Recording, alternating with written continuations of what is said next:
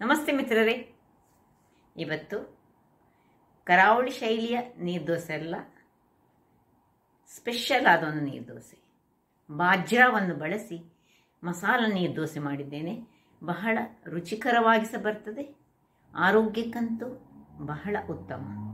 ಹಾಗಿರುವಾಗ ಈ ಬಾಜ್ರಾದ ಮಸಾಲ ನೀರ್ದೋಸೆ ಹೇಗೆ ಮಾಡುವುದನ್ನು ನೋಡುವ ಮೊದಲು ಯಾರೆಲ್ಲ ನನ್ನ ಚಾನಲನ್ನು ನೋಡ್ತಿದ್ದೀರಿ, ಯಾರೆಲ್ಲ ಇನ್ನೂ ಸಬ್ಸ್ಕ್ರೈಬ್ ಮಾಡಿಲ್ಲ, ದಯವಿಟ್ಟು ಸಬ್ಸ್ಕ್ರೈಬ್ ಮಾಡಿ ಸಪೋರ್ಟ್ ಮಾಡಿ ಅಂತ ಹೇಳುತ್ತಾ ಬನ್ನಿ ಈ ಆರೋಗ್ಯಕರವಾದ ಮಿಲೆಟ್ನಿಂದ ಮಾಡಿದಂತಹ ನೀರ್ದೋಸೆಯನ್ನು ಹೇಗೆ ಮಾಡುವುದು ಎಂದು ನೋಡೋಣ ಅಲ್ಲವೇ. ನಮಸ್ತೆ ಮಿತ್ರರೇ, ಇವತ್ತು ಈ ಬಾಜ್ರಾ ಹುಡಿಯನ್ನು ಉಪಯೋಗಿಸಿ, ಇದೊಂದು ಮಿಲೆಟ್ ನಿಮಗೆಲ್ಲ ಗೊತ್ತಿರೋ ಹಾಗೆ, ಬಾಜ್ರದ ಇಡೀ ಬಾಜ್ರವನ್ನು ಸಹ ನೀರಿನಲ್ಲಿ ಮುಳುಗಿಸಿ ನಾವು ಸೋಪ್ ಮಾಡಿಟ್ಟುಕೊಂಡು ಸಹ ನಾವು ದೋಸೆ ಮಾಡ್ತೇವೆ. ಈಗ ಬಾಜ್ರದ ಹುಡಿಯಿಂದ ನಾನು ಆರೋಗ್ಯಕ್ಕೆ ಬಹಳ ಉತ್ತಮ 1 ಬೌಲ್ನಷ್ಟು ಬಾಜ್ರ ಹುಡಿ ತೆಗೆದುಕೊಂಡಿದ್ದೇನೆ. 2 ಚಮಚದಷ್ಟು ಅಕ್ಕಿ ಹುಡಿ ತೆಗೆದುಕೊಂಡಿದ್ದೇನೆ. ಇದು ಆಪ್ಷನಲ್, ಬೇಕಿದ್ರೆ ತೆಗೆದುಕೊಳ್ಬಹುದು, ಸ್ವಲ್ಪ ರುಚಿಯನ್ನು ಹೆಚ್ಚು ಕೊಡ್ತದೆ ಅಂತ ಹೇಳಿ ಅಕ್ಕಿ ಹುಡಿ ತೆಗೆದುಕೊಂಡದ್ದು. ಯಾರೆಲ್ಲ ವೆಯ್ಟ್ ಲಾಸ್ ಎಲ್ಲ ಮಾಡ್ತಾರೆ ಅವರು ಅಕ್ಕಿಯನ್ನು ತೆಗೆದುಕೊಳ್ಳೋದಿದ್ರೆ ಸಹ ತೊಂದರೆ ಇಲ್ಲ. ಇಲ್ಲಿ ನೋಡಿ, 10 ಕಾಳಿನಷ್ಟು ಒಳ್ಳೆ ಮೆಣಸು ಅಂದರೆ ಪೆಪ್ಪರ್ ಕಾರ್ನ್ಸ್, 1 ಚಮಚದಷ್ಟು ನಮ್ಮದು ಸಾಸಿವೆ, 1 ಚಮಚ ಜೀರಿಗೆ, 1/4 ಇಂಚಿನಷ್ಟು ಹೆಚ್ಚಿಟ್ಟಂತಹ ಶುಂಠಿ, ಒಂದೇ ಒಂದು ಮೆಣಸು ತೆಗೆದುಕೊಂಡಿದ್ದೇನೆ, ನಿಮಗೆ ಬೇಕಾದ್ರೆ ಹೆಚ್ಚು ತೆಗೆದುಕೊಳ್ಬೋದು. ಇದು ಒಗ್ಗರಣೆ ಸೊಪ್ಪು, ಮತ್ತೆ 2 ಚಮಚದಷ್ಟು ತೆಂಗಿನ ತುರಿ. ಇದು ಸಹ ಆಪ್ಷನಲ್, ಬೇಕಿದ್ರೆ ಮಾತ್ರ ಹಾಕೊಳ್ಬಹುದು. ಮತ್ತೆ ಉಪ್ಪು ಬೇಕು, ನೀರು ಬೇಕು. ಈಗ ಮೊದಲಿಗೆ ನಾವೊಂದು ಒಗ್ಗರಣೆಯನ್ನು ರೆಡಿ ಮಾಡಿಕೊಳ್ಳೋಣ.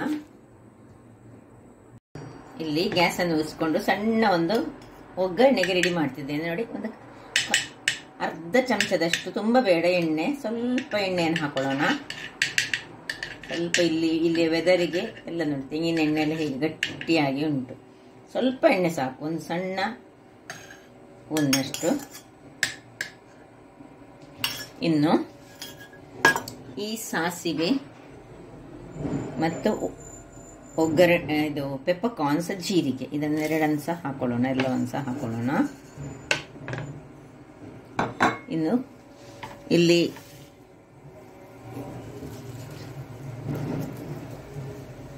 ಕರಿಬೇವಿನ ಸೊಪ್ಪು ಉಂಟು, ಇದನ್ನು ಸ್ವಲ್ಪ ಕತ್ತರಿಯಲ್ಲಿ ಸಣ್ಣದಾಗಿ ಹೆಚ್ಚಿಟ್ಕೊಂಡು, ಎಷ್ಟು ಸಣ್ಣದಾಗ್ತದೆ ಅಷ್ಟು ಸಣ್ಣದು ಮಾಡ್ಕೊಳ್ಳಿ, ಹಾಕೊಳ್ಳೋಣ. ಅದಕ್ಕೆ ಈಗ ಇದು ಹುರಿದುಕೊಳ್ಳುವಾಗ ಅದಕ್ಕೆ ಶುಂಠಿ, ಕಾಯಿ ಮೆಣಸು, ಹೆಚ್ಚಿಟ್ಟಂತಹ ಕಾಯಿ ಮೆಣಸನ್ನು ಹಾಕೊಂಡು ಇದರಲ್ಲಿ ಚೆನ್ನಾಗಿ ಇದನ್ನು ತಿರುಗಿಸಿಕೊಳ್ಳೋಣ. ಸಾಕು, ಆಫ್ ಮಾಡ್ಕೊಳ್ತಿದ್ದೇನೆ. ಇದನ್ನು ಸ್ವಲ್ಪ ತಣ್ಣಗಾಗ್ಲಿಕ್ಕೆ ಬಿಡೋಣ. ಇದಿಲ್ಲಿ ತಣ್ಣಗಾಗ್ತಾ ಇರುವಾಗ ನೋಡಿ, ಸಾಸಿವೆ ಒಡೆದ ಮೇಲೆ ನಾವು ಇದನ್ನು ತೆಗೆದುಕೊಳ್ಬೇಕು. ಇದನ್ನು ತಣ್ಣಗಾಗುವಾಗ ಇಲ್ಲಿ ಸಣ್ಣ ಉರಿಯಲ್ಲಿ ನಾವು ಕಾವಲಿಯನ್ನು ಬಿಸಿಗೆ ಇಟ್ಕೊಳ್ಳೋಣ. ಇಲ್ಲಿ ಪ್ರಿಪರೇಷನ್ ಮಾಡ್ಕೊಳ್ಳೋಣ. ಇದು ಕೂಡಲೇ ಇನ್ಸ್ಟೆಂಟ್ ಆಗಿ ಮಾಡುವಂತಹದ್ದು. ಒಂದು ಪಾತ್ರೆಯನ್ನು ತೆಗೆದುಕೊಂಡು ಇದಕ್ಕೆ ಸುರಿಗೆ ನಾವು ರುಚಿಗೆ ತಕ್ಕಷ್ಟು ಉಪ್ಪನ್ನು ಹಾಕೊಳ್ಳೋಣ. ಎಷ್ಟು ಉಪ್ಪು ಬೇಕು ಅಷ್ಟು ಉಪ್ಪನ್ನು ಹಾಕೊಂಡು ಅದಕ್ಕೆ ಸ್ವಲ್ಪ ತೆಂಗಿನ ತುರಿ, 2 ಚಮಚ ಸಾಕು ತೆಂಗಿನ ತುರಿ, 2 ಸಣ್ಣ ಟೀ ಸ್ಪೂನ್ನಷ್ಟು ಅಕ್ಕಿಯ ಹುಡಿ, ಇದನ್ನು ಸ್ವಲ್ಪ ಮಿಕ್ಸ್ ಮಾಡ್ಕೊಳ್ಳೋಣ. ಇನ್ನು 1 ಬೌಲ್ನಷ್ಟು ನಾನು ಬಾಜ್ರಾ ಹುಡಿಯನ್ನು ತೆಗೆದುಕೊಂಡಿದ್ದೇನೆ. ಆರೋಗ್ಯಕ್ಕೆ ಬಹಳ ಉತ್ತಮ. ಇನ್ನು ಇದನ್ನು ಸ್ವಲ್ಪ ತಿರುಗಿಸಿಕೊಂಡು ಒಳ್ಳೆ ಕಲಡಿಸಿಕೊಳ್ಳೋದು. ನೀರಾಗಿ ಅಂದರೆ ನೀರು ದೋಸೆ ಅದಕ್ಕೆ ನಾನೀಗ ಇದನ್ನು ಚೆನ್ನಾಗಿ ಕಲಡಿಸಿಕೊಳ್ತೇನೆ. ಗಂಟು ಕಟ್ಟಬಾರ್ದು, ಗಂಟಿಲ್ಲದ ಹಾಗೆ ಚೆನ್ನಾಗಿ ನೀರು ಮಾಡಿಕೊಂಡು ಕಲಸಿಕೊಳ್ಳೋಣ. ಎಲ್ಲ ಕಲಸಿಕೊಂಡು ಕನ್ಸಿಸ್ಟೆನ್ಸಿ ಹೇಗೆ ಬೇಕಂತ ನಾನು ನಿಮಗೆ ತೋರಿಸ್ಕೊಳ್ತೇನೆ. ವೀಕ್ಷಕರೇ, ಕನ್ಸಿಸ್ಟೆನ್ಸಿ ನೋಡಿ, ಈ ರೀತಿಯಾಗಿ ಇರಬೇಕು. ಇಲ್ಲಿ ಹೀಗೆ ಮಾಡಿದೆ ನಾನು. ಇದರಲ್ಲಿ 1 ಫುಲ್ ಗ್ಲಾಸ್ನಷ್ಟು ನೀರು ತೆಗೆದುಕೊಂಡಿದ್ದೇನೆ. ನೋಡಿ, ನಿಮಗೆ ಕಾಣ್ಬೋದು ಹೇಗೆ ಉಂಟು ಹೇಳಿ. ನೋಡಿ, ಈ ರೀತಿಯಾಗಿ ಬರ್ತದೆ. ಈ ತೆಂಗಿನ ತುರಿ ನಿಮಗೆ ನಾನು ಹೇಳಿದ ಹಾಗೆ ಆಪ್ಷನಲ್, ನೀವು ಬೇಕಿದ್ರೆ ಮಾತ್ರ ಯೂಸ್ ಮಾಡ್ಬೋದು. ಈಗ ಈ ಒಂದು ಮಸಾಲ ಏನು ನಾವು ರೆಡಿ ಮಾಡಿಕೊಂಡಿದ್ದೇವೆ ಇದನ್ನು ಇದಕ್ಕೆ ಹಾಕೊಳ್ಳೋಣ. ಇದು ತಣ್ಣಗಾಗಿದೆ, ತಣ್ಣಗಾದ ಮೇಲೆ ಹಾಕಬೇಕು. ಸಾಸಿವೆ ಒಡೆದ ಮೇಲೆ ನಾವು ಈ ಮಸಾಲೆಯನ್ನು ಆಫ್ ಮಾಡಿಕೊಳ್ಬೇಕು. ಇದಕ್ಕೆಲ್ಲ ಹಾಕೊಂಡು ನಾನು ಇನ್ನು ಇದನ್ನು ಹೀಗೆ ತಿರುಗಿಸಿಕೊಂಡು ಇದಕ್ಕೆ ಸ್ವಲ್ಪ ಇಲ್ಲಿ ಕೊತ್ತಂಬರಿ ಸೊಪ್ಪನ್ನು ನಾನು ಇಟ್ಕೊಂಡಿದ್ದೇನೆ. ಇದರದ್ದು ಖಾಲಿ ಸೊಪ್ಪು ಮಾತ್ರ ಸಾಕು. ಸೊಪ್ಪನ್ನು ಸ್ವಲ್ಪ ಸಣ್ಣದಾಗಿ, ನಿಮಗೆ ಎಷ್ಟು ಸಣ್ಣದಾಗಿ ಹೆಚ್ಚಿಟ್ಲಿಕ್ಕೆ ಆಗ್ತದೆ ಅಷ್ಟು ಸಣ್ಣದಾಗಿ ಹಚ್ಚಿಟ್ಕೊಳ್ತೇನೆ.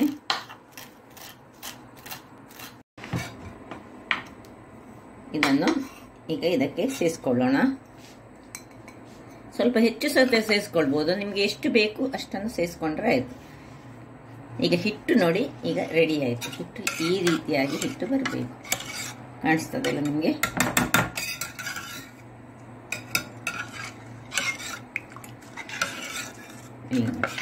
ಈಗ ಇಲ್ಲಿ ತವಾ ರೆಡಿ ಮಾಡ್ಕೊಂಡಿದ್ದೇನೆ ನಾನು. ಇದಕ್ಕೆ ನಿಮಗೆ ಎಣ್ಣೆ ಬೇಕಿದ್ರೆ ಎಣ್ಣೆ, ತುಪ್ಪ ಬೇಕಿದ್ರೆ ತುಪ್ಪ, ಯಾವ ನಿಮ್ಮ ಇದಕ್ಕೆ ಅನುಗುಣವಾಗಿ ಇದು ಬಿಸಿ ಆಗಲಿ.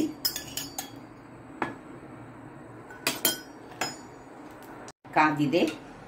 ಇಲ್ಲಿ ನೋಡಿ, ಹಿಟ್ಟು ರೆಡಿ ಉಂಟು. ಹಿಟ್ಟನ್ನು ಹೀಗೆ ಹೇಗೆ ನಾವು ನೀರು ದೋಸೆ ಹಾಕ್ತೇವೆ ಆ ಥರದಲ್ಲೇ ಇದನ್ನು ಹಾಕೊಳ್ಳುವುದು. ತೆಳುವಾಗಿ ಮಾಡಿಕೊಳ್ಬೇಕು. ಈಗ ಈ ಮುಚ್ಚಳವನ್ನು ಮುಚ್ಚಿಕೊಂಡು 3 ನಿಮಿಷಗಳ ಬಳಿಕ ವೀಕ್ಷಕರೇ ನೋಡಿ, ಇದಕ್ಕೆ ಸ್ವಲ್ಪ ಬೇಯಲಿಕ್ಕೆ ಟೈಮ್ ಸ್ವಲ್ಪ ಜಾಸ್ತಿ ಬೇಕಾಗ್ತದೆ. ಯಾಕೆಂದರೆ ಬಾಜ್ರಾ ಆದ ಕಾರಣ ಬೇಯಲಿಕ್ಕೆ ಸ್ವಲ್ಪ ಟೈಮ್ ಜಾಸ್ತಿ. ನೋಡಿ ಹೇಗೆ ಬಂತು ನೋಡಿ. ಏನು ಅಡಿ ಮೇಲೆ ಏನು ಮಾಡಬೇಕಂತ ಇಲ್ಲ. ಇದನ್ನು ಹೀಗೆ ಮಾಡಿ ಏನು ಚೆನ್ನಾಗಿ ದೋಸೆ ಬಂತು. ಈಗ ಎರಡನೇ ದೋಸೆ ಅದೇ ರೀತಿಯಾಗಿ ನಾವು ಸ್ವಲ್ಪ ಎಣ್ಣೆ ಸಾಕಾಗ್ತದೆ ನೋಡಿ. ಇಷ್ಟೇ ಎಣ್ಣೆ ನಾನು ಹಾಕೊಳ್ಳೋದು. ಬೇಕಿದ್ರೆ ಮಾತ್ರ ಹಾಕೊಳ್ಳಿ, ಅಗತ್ಯ ಇಲ್ಲ. ನೋಡಿ ಚೆನ್ನಾಗಿ ಮಾತ್ರ ಕಲಡಿಸಿಕೊಂಡು ಹಾಕಬೇಕಾಗ್ತದೆ. ಇದು ಬಾಜ್ರಾ ಆದ ಕಾರಣ ಅಡಿಯಲ್ಲಿದು ರಾಗಿ ಹಾಗೆ ನಿಂತುಕೊಳ್ತದೆ. ಇದರಿಂದಾಗಿ ನೋಡಿ ಬಹಳ ಮಸಾಲೆಯುಕ್ತವಾದ ಈ ಬಾಜ್ರಾ ದೋಸೆ, ನೀರು ದೋಸೆ ತಿನ್ನಲಿಕ್ಕೆ ಅಂತೂ ಅಷ್ಟು ರುಚಿ ಆಗ್ತದೆ. ಯಾರು ಸಹ ಮಕ್ಕಳಿಗೆ ಸಹ ಬಹಳ ಖುಷಿ ಆಗ್ತದೆ. ಮಕ್ಕಳಿಗೆ ಹಾಕುವಾಗ ಮಾತ್ರ ನೀವು ಸ್ವಲ್ಪ ಈ ಕಾಯಿ ಮೆಣಸನ್ನು ಸ್ವಲ್ಪ ನೀವು ಸ್ಕಿಪ್ ಮಾಡ್ಕೊಳ್ಳಿ. ಎರಡನೇ ದೋಸೆ ಸಹ ನೋಡಿ ರೆಡಿ ಆಯಿತು. ಹೇಗೆ ಕಾದಿದೆ ನೋಡಿ. ನೀವು ಬೇಕಿದ್ರೆ ಇದಕ್ಕಿಂತ ಸಹ ಕಡಿಮೆ ಕಾಯಿಸಿಕೊಂಡು ಸಹ ಮಾಡಬಹುದು, ಹೀಗೆ ಸಹ ಮಾಡಬಹುದು. ಈಗ ನಾನು ಇದನ್ನು ಹೀಗೆ ಮಾಡಿ ಇನ್ನೊಂದು ದೋಸೆಯನ್ನು ಸಹ ಹಾಕೊಳ್ತಿದ್ದೇನೆ ನೋಡಿ. ಏನು ಚೆನ್ನಾಗಿ ಬಂತು ನೋಡಿ. ಹಾಗಾದ್ರೆ ನೋಡಿದ್ರಲ್ಲ ವೀಕ್ಷಕರೇ, ನೋಡಿ ಇದಕ್ಕೊಂದು ಚಟ್ನಿ, ತೆಂಗಿನಕಾಯಿ ಚಟ್ನಿ ಒಟ್ಟಿಗೆ ಸಹ ಇದು ಬಹಳ ರುಚಿಕರವಾಗಿರ್ತದೆ. ಅಥವಾ ಚಟ್ನಿ ಇಲ್ಲದೇ ಈ ಮಸಾಲ ಬಾಜ್ರಾ ನೀರು ದೋಸೆಯನ್ನು ನಾವು ತಿನ್ಬಹುದು. ಹಾಗಾದ್ರೆ ಸುಲಭ ರೀತಿಯಲ್ಲಿ ಕ್ವಿಕ್ ಆಗಿ ಒಂದು ಪ್ಯಾಕೆಟ್ನಷ್ಟು ನಮ್ಮ ಹತ್ರ ಅಥವಾ ಒಂದು ಬೌಲ್ನಷ್ಟು ಬಾಜ್ರಾ ಪೌಡರ್ ಇದ್ರೆ ಸಾಕು, 2-3 ಚಮಚ ಅಕ್ಕಿ ಹುಡಿ. ಹಾಗಾದ್ರೆ ನನ್ನ ಈ ಕುಕಿಂಗ್ ಚಾನಲ್ ನಿಮಗೆ ಇಷ್ಟ ಆದರೆ ಬೋಳೂರು ಸುವರ್ಣ ಚಾನಲ್ ಅನ್ನು ಲೈಕ್ ಮಾಡಿ, ಶೇರ್ ಮಾಡಿ ಹಾಗೂ ಸಬ್ಸ್ಕ್ರೈಬ್ ಮಾಡಿ. ಹಾಗೂ ನನ್ನ ಇನ್ಸ್ಟಾಗ್ರಾಮ್ ಪೇಜನ್ನು ಫಾಲೋ ಮಾಡಿ. ಧನ್ಯವಾದಗಳು.